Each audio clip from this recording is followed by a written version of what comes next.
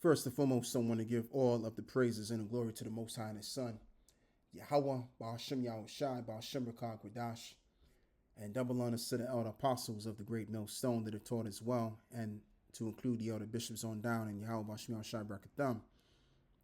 And so what I want to do is I want to do a lesson off of 2nd Ezra 16 and 38, but I'm going to begin by reading verse 35, because we're in that time now where a lot of these things that are going to bring the change that we want to see is basically being readied right now.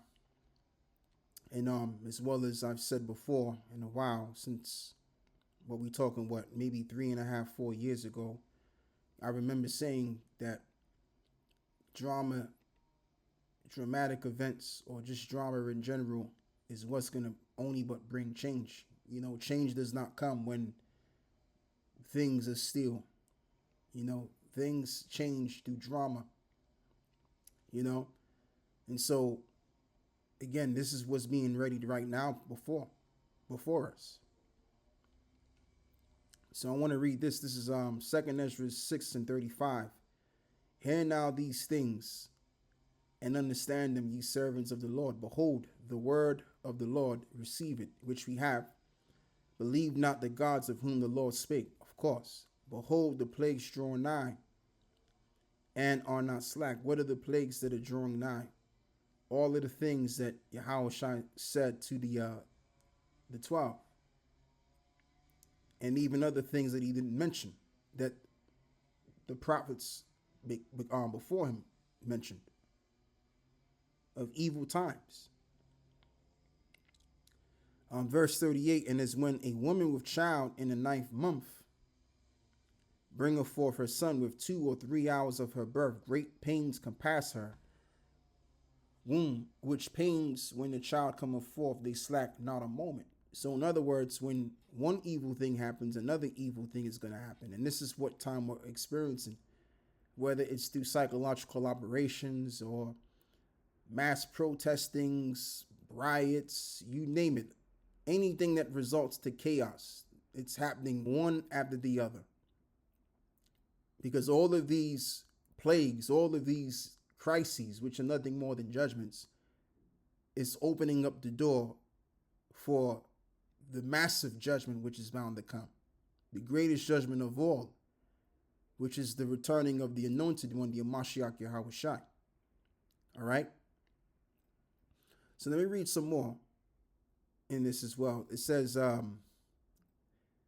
even so shall not the place be slack to come upon the earth. The world shall mourn, and sorrows shall come upon it on every side. O my people, hear my word, which the elect among the Lord's people are going to do. Make ye ready to the battle, or to thy battle. And how do we make ourselves ready to the battle? We got to consent unto the word, which, as this is written, Ecclesiastes 9 and 18, right? Wisdom is better than weapons of war, but one sinner destroyeth much good. So we have this wisdom and this understanding, which is the greatest kind of wisdom. Then it doesn't matter what kind of troubles is going to come before us. We'll be able to survive it because we have the words of the Lord. Okay? And the words of the Lord are going to show how powerful it is against the times of great evils. When one believes in it, in that time of Jacob's trouble, what it's really all made out of. All right? And that's why miracles are going to begin to happen upon those that believe in Yahweh Ba'ashem Yahushai because of this word. Now, we don't know, but eventually we will know. We're going to see. Okay? We can't explain precisely. We can only but go by what the word says. But we're going to know when that time comes. All right? Just like the 3 Hebrews knew when they had to go be tested, to be tried in those flames, because they didn't want to consent to worship the god of Belshazzar, if I'm correct. When he told them, look, the minute you start hearing the music play, you gotta bow down to them gods.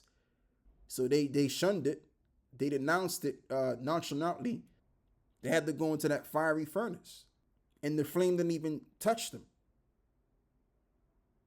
So that's what we're going to have to deal with. We're going to have to go through, in this case, the furnace of affliction, which is metaphorically going to be expressed in the time of Jacob's trouble. As it is written that the Lord shall try the third part through the fire. That's in Zephaniah 3 and verse 8, between 8 and 9. All right. So we're gonna know the power of the word of the Lord in that time. Yeah, so that's it on that. So what I'm gonna do is I'm gonna look up this word pilgrimage, but let me just finish this off real quick because I'm kind of jumping around in my head. So like about that. So yeah, as this reads, "O my people, hear my word and make ye ready to thy battle." We're gonna read this again. "And in those evils be even as pilgrims upon the earth." Right, because a pilgrim is someone that just journeys, and or they're journeying towards as this reads over here, a pilgrimage is a journey often on foot and lasting a prolonged period to a religious or spiritual site of importance, undertaken for devotion as a vow to atone for sins or as a way to give thanks. Right, and this is what our people used to do during the Dark Ages. They used to go to the land of Jerusalem and sacrifice for their sins. This is when our people still kind of kept them customs there at that time. I'm gonna have to go back into that history because I'm not too privy to that history, but yeah, our people did that in times past. And so that's what we're doing here to a degree. Even though we're in a strange land, but we're still devoted to what's important to us, which is to what? In a strange land, we're singing that new song, prophesying, doing what we're doing on the highways and the byways. Psalms 137 and what is it? Verse 4, as this reads, right? "How shall we sing the Lord's song in a strange land?" And this is reminiscent of that anthem, that reggae anthem that came out years ago. And that new song is this truth that we're singing, because we lost this truth. We lost our heritage. And so we got it back again. Thanks be to Yahweh Bahashim Yahushai. So now we're singing it as it was a new song. Isaiah 42 and verse 10. "Sing unto the Lord a new song, and his praise from the end of the earth, and ye that go down to the sea, and all that is therein, the isles and the inhabitants thereof." So that's what we're doing, because we've been what? Again, scattered onto the faces of the earth. And so, again, we're strangers in these lands. So we're not to be a part of the world. We're to be like as pilgrims, which a pilgrim just goes from place to place on a journey. He doesn't dwell. He doesn't pretty much sink himself into the city or that society. He's as one as taking a journey. All right, just bypassing. So that's the mentality that we have to undertake, because realistically, as the scripture says, we have no dwelling place, but we seek one to come. So what are we to be devoted to? The Lord's word. As this is also written as well. "And they song as it were new song before the throne, and before the four beasts and the elders, and no man could learn that song but the 144,000 which were redeemed from the earth." So that means that as we're giving out the word, the angels on high and as well as the Lord is seeing what we're doing, which is a beautiful thing. And the Lord sees everything that what we're doing. But this is what you want the Lord to see you doing, man. Oh, absolutely. All right. So this is what we're devoted to before the dreadful day comes. And so when all of these plagues come, after it's all said and done, then Yahweh Shah is going to come and visit this earth and establish the kingdom. But drama has to ensue.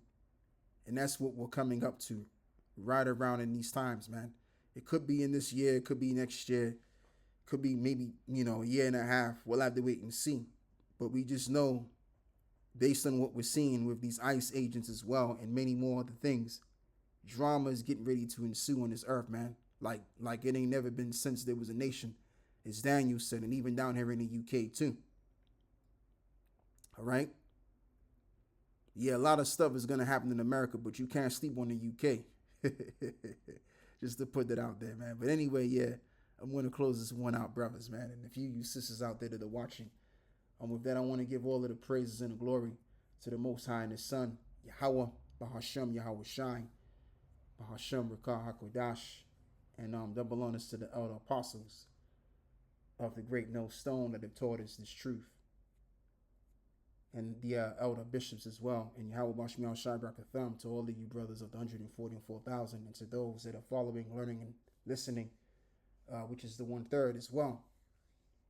So yeah, man, that's what we're waiting for. We're waiting to see the demising of the civilization from America and on towards the various places of the Western world, man, which is going to pretty much represent the end of Esau and the beginning of Jacob's rule. Second Ezra is, what is it, 6 and 9, man. Shalom.